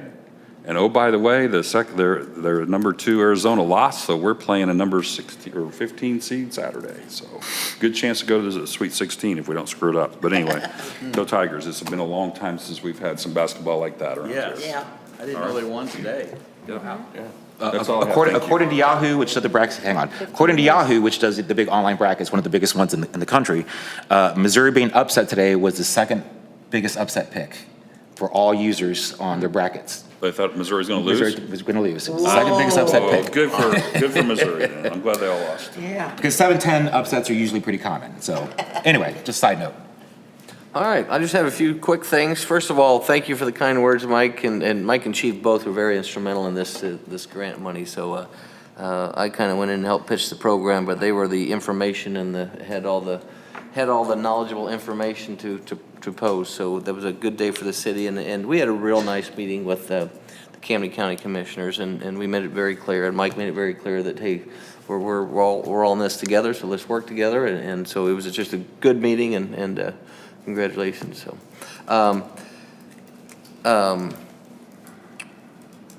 Public Works, Kevin Crooks, I just want to say, nice job. Kim and I walk down Passover all the time, and this goes back to, and I say this publicly because so many times, and people complain amongst themselves, but they don't call the city. I told you, months ago down Passover, there was potholes, and everybody said, hey, now that you're the mayor, why don't you get this fixed? So I called Kevin, nobody else had complained. So we were walking here a week or so ago, and I don't know what that pipe was that knocked over, but it was a valve. Top of a valve. It had been broken. It was a metal valve, and I took a picture, sent it to him, and 2 days later, the thing's fixed. So nice job, Public Works. People just need to let us know. St. Patrick's Day Parade. All right, this Saturday, come on out. It's going to be down at the Strip. It's going to be a little chilly, but that's all right. I'm still predicting 42 and a sunny with light wind, so it'll be fine.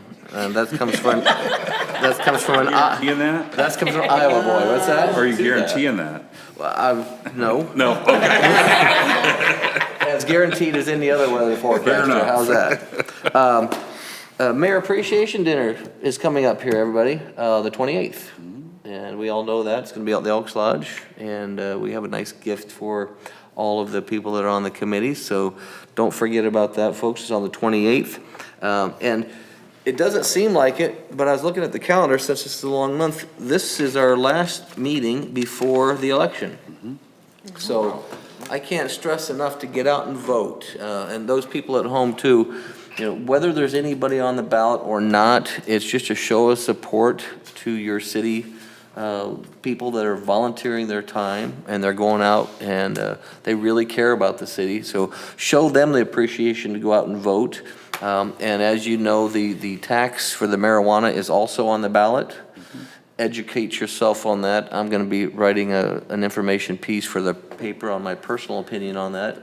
And the dais is not a place for me to tell you yes or no how to vote, but educate yourself on it because it is on the April 4th ballot, Tuesday. Please go out and vote, support your city. And with that, you all have a great weekend, and thank you very much. Do I have a motion to adjourn? So moved. Alderman Rose, do I have a second? Second. Good. Alderman Osteen, all those in favor? Aye. All right, motion adjourned. Derek, don't say that. Oh, boy, thank you. Just what I wanted.